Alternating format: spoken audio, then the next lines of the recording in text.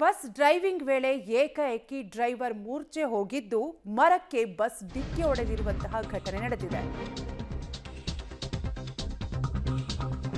Bus driving ವೇಳೆ ಚಾಲಕ ಮೂರ್ಛೆ ಹೋಗಿದ್ದು ಮರಕ್ಕೆ ಬಸ್ ಡಿಕ್ಕಿ ಹೊಡೆದಿದೆ. 5 ಗಾಯವಾಗಿದ್ದು 40 ಮಂದಿ ಪ್ರಾಣಾಪಾಯದಿಂದ ಪಾರಾಗಿದ್ದಾರೆ. ಚಾಮರಾಜನಗರದ ಚಿಕ್ಕರಂಗಶೆಟ್ಟಿ ದೊಡ್ಡಿ ಸಮೀಪ ಈ ಘಟನೆ ನಡೆದಿದ್ದು, ಒಡೆಯರ ಪಾಳ್ಯದಿಂದ ಮೈಸೂರಿಗೆ ಕೆಎಸ್ಆರ್ಟಿಸಿ ಬಸ್ ತೆರಳ್ತಾ ಇದ್ದು ಆ ಸಂದರ್ಭದಲ್ಲಿ ಈ ದುರ್ಘಟನೆ ಸಂಭವಿಸಿದ್ದು. ಚಾಲಕ ಮೂರ್ಛೆ ಹೋಗಿದ್ದು ಬಸ್ ಏಕಾಏಕಿ ಮರಕ್ಕೆ ಡಿಕ್ಕಿ ಹೊಡೆದಿದೆ. 5 ಗಾಯವಾಗಿದೆ ಅಂತ ತಿಳಿದು ಬರ್ತಾ ಇದ್ದು 40 ಮಂದಿ ಪ್ರಾಣಾಪಾಯದಿಂದ ಪಾರಾಗಿದ್ದಾರೆ. ಚಾಮರಾಜನಗರದ ಚಿಕ್ಕರಂಗಶೆಟ್ಟಿ ದೊಡ್ಡಿ ಸಮೀಪ ಈ ಘಟನೆ ನಡೆದಿದ್ದು, ಒಡೆಯರ ಪಾಳ್ಯದಿಂದ ಮೈಸೂರಿಗೆ ತೆರಳ್ತಾ ಇದ್ದ ಕೆಎಸ್ಆರ್ಟಿಸಿ ಬಸ್ ಒಟ್ಟಾರೆಯಾಗಿ ಚಾಲಕ ಮೂರ್ಛೆ ಹೋಗಿದ್ದಂತಹ ಸಂದರ್ಭದಲ್ಲಿ ಬಸ್ ಮರಕ್ಕೆ ಹೋಗಿ ಡಿಕ್ಕಿ ಹೊಡೆದಿದೆ.